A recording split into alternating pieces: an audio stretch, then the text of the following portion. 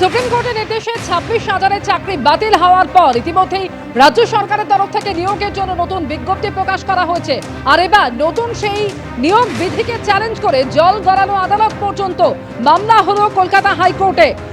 এটা পুরোপুরি ভাবে একটা বিরাট বড় একটা চক্র কাজ করেছে, বিভিন্ন ভাবে সেটা ধামাচাপা দেওয়ার চেষ্টা করছে। এর যে মূল মাথা রয়েছে, কাদের কাছে টাকা গেছে, কারা ঘুষ খেয়েছে, এই পুরো চক্রটা যেটা প্রথম থেকে একটা মাকড়সার জালের মতন একটা জাল বোনা হয়েছিল, সেটাকে মানে কিছুতেই তারা প্রকাশ যাতে না পায় তার জন্য এত কিছু চলছে। কখনো কখনো মমতা বন্দ্যোপাধ্যায় সুপ্রিম কোর্টের কথা বলছে, কখনো কখনো তিনি মানে পুলিশ আমাদের শিক্ষা প্রার্থীদেরকে যারা রয়েছেন, শিক্ষক রয়েছেন, তাদেরকে মারধর করছেন, পুলিশ যেখান থেকে খুশি তাদেরকে নিয়ে ডিটেইন করছেন, গ্রেফতার করছেন।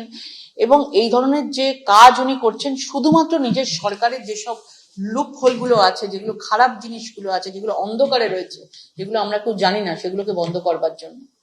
দেখুন, মামলা হবে এটা ছিল অবধারিত। আমি ইতিপূর্বেও বিভিন্ন জায়গায় এই মন্তব্য করেছি। একটা দুর্নীতিকে আড়াল করার জন্য আরেকটা দুর্নীতির পর্দা খোলা হয়েছে এই নতুন বিধি এবং বিজ্ঞাপনে। তো এই রাজ্য সরকারের ন্যূনতম সদিচ্ছা নেই যে স্বচ্ছতার সঙ্গে সুপ্রিম কোর্ট এবং কলকাতা হাইকোর্টের নির্দেশ মেনে নিয়োগ করবে। এরা দুর্নীতিতেই এদের জন্ম এবং দুর্নীতিতেই লালিত পালিত হয় এরা। নিশ্চিত করে বলতে পারি এর পেছনে কিছু রাজনৈতিক কর্মকাণ্ড, রাজনৈতিক উস্কানি কিংবা কিছু রাজনৈতিক ব্যক্তি যারা বিগত কয়েক বছর ধরে বিভিন্ন রকম নিয়োগ আটকানোর জন্য ক্রমাগত আদালত ঘর করেছে, নিয়োগ আটকানোর জন্য ক্রমাগত হাইকোর্টে এবং সুপ্রিম কোর্টে রাত্রিবেলা কম্বল বালিশ নিয়ে ঘুমিয়েছে, ব্রেকফাস্ট করে মামলা করেছে, ডিনার করে লাঞ্চ করে মামলা করেছে, মুখ ধুয়ে স্নান করে মামলা করেছে। আমার ধারণা সেই সমস্ত লোকজন এইটার পেছনেও রয়েছে। কিছু ছেলে মেয়ে, কিছু শিক্ষক শিক্ষিকা যারা এতদিন ধরে বসে রয়েছেন, যারা একটা টেনশনের মধ্যে রয়েছেন, সরকার চেষ্টা চালাচ্ছেন, মমতা বন্দ্যোপাধ্যায় চেষ্টা চালাচ্ছেন গোটা বিষয়টা থেকে তাদেরকে বার করে আনার, সেই অসহায় মানুষগুলোর পাশে দাঁড়ানোর। এমতো পরিস্থিতিতে একটা আশার আলো যেখানে দেখা যাচ্ছিল সেটাতে আবার গিয়ে একটা জট তৈরি করা, আমি জানি না এতে কিছু মানুষ পলিটিক্যালি হয়তো স্যাটিসফাইড হচ্ছেন, কিন্তু আলটিমেটলি যে মানুষগুলোর চোখের জল ঝরাচ্ছেন, যে মানুষগুলো সংসারে অনিশ্চয়তার কালো মেঘ ডেকে আনছেন, সেই সমস্ত মানুষগুলোর অভিশাপ কুড়োচ্ছেন।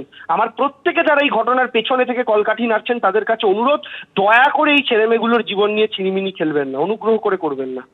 2016 ওয়েটিং লিস্টে থাকা চাকরি প্রার্থীরা তাদের একাংশই মামলা দায়ের করেছেন, যেখানে বলা হচ্ছে যে নতুন বিধি সুপ্রিম কোর্টের নির্দেশের পরিপন্থী এমনই দাবি করছেন মামলাকারীরা। ইতিমধ্যে মামলা দায়েরের অনুমতি দিয়েছেন বিচারপতি পার্থ সারথী চট্টোপাধ্যায়। আগামী 5ই জুন মামলার শুনানি হওয়ার কথা রয়েছে। এসএসসি 2025-এর নতুন নিয়োগ পদ্ধতিতে একাধিক বদল রয়েছে। শিক্ষকতার অভিজ্ঞতার জন্য এই প্রথম 10 নম্বর বরাদ্দ রয়েছে নতুন বিধিতে। নতুন নিয়োগ ব্যবস্থায় একাডেমিক পারফরমেন্সের গুরুত্ব কমানো হয়েছে।